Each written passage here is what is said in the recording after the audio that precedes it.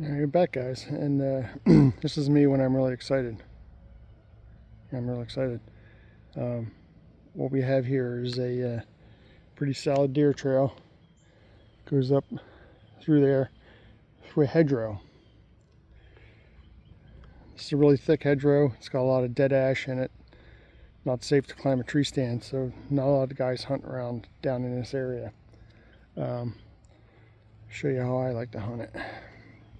We're going to come up right over here. Now, the last couple years, the farmer has planted soybean in here, and the guys who drive along the road see the deer and they'll stop and look, and the deer don't move very much in here. As you can see,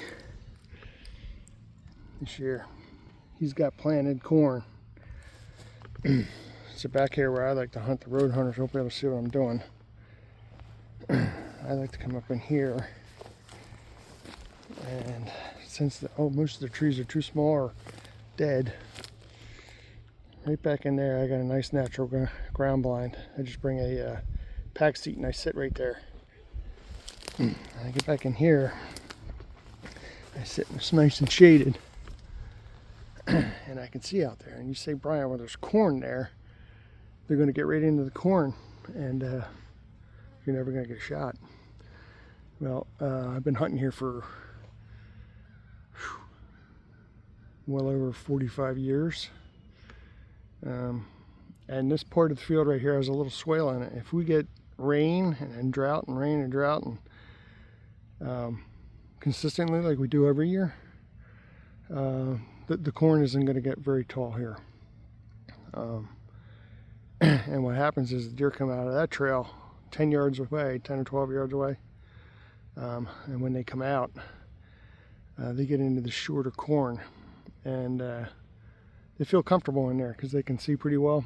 I don't know if you guys know this. I've talked to numerous farmers in the area, but the deer tend to eat the corn mostly in the outer 10 rows in the cornfields. So even deer that are moving around in the cornfield, they'll be doing most of their damage right out here on the edge. And I'll be sitting here on the edge. It's also very good in years when they have soybeans. But what happens is, and some of this is my fault, because I have a ladder stand down in the woods off of that one corner where the deer will also come from and come up past here. I have a ladder stand that I leave there.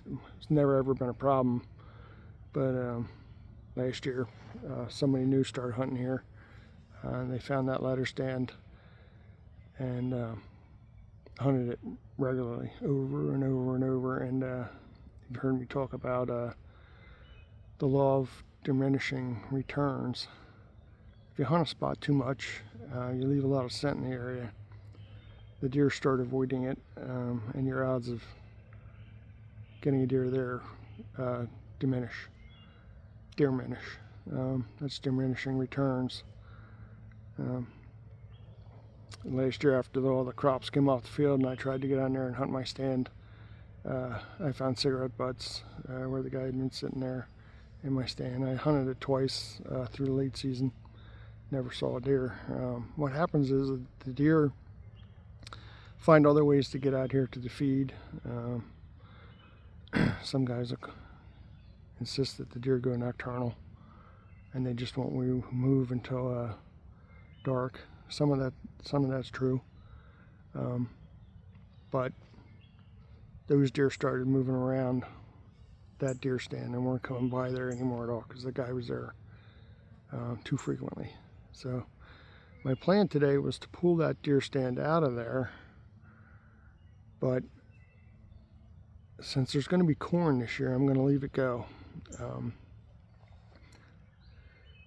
I'm going to wait and see if that guy is coming back through here again this year and making his hunting plans around my deer stand. If he does that again this year, that stand will come out, and then when I want to hunt down there, I'll just bring a mobile unit on my back, and I'll put it up, hunt, and take it down. If he wants to hunt out of that tree, he'll have to bring his own deer stand. It's just the way it's going to be. I don't mind hunting around other guys. A lot of times you can use what they're doing to kind of figure out how the deer are navigating around them, and then you can adapt. But he went and he took this whole edge of the field last year completely out of play, and I had to go up and hunt way up further to the other end of the farm to be able to see deer. If I hadn't left that stand in here, who knows, he might never have hunted this corner. I'm going to give it one more year with that stand and see what happens. Corn this year, so I won't need to go down there to that corner to hunt until the corn comes out. This corn was planted kind of late, and it's usually standing until just about the end of archery season. So hopefully road hunters won't be able to see down in here, so they won't drive the road as slowly, spooking the deer out of the fields. Hopefully that guy who was hunting out in the corner stand there loses interest. I really hope he did, or found a better spot, or just give up hunting. Who cares? If he was a decent guy, though, he would have been a good guy to probably hunt with, and maybe learn something from. But some guys, you can't work with them. But anyway,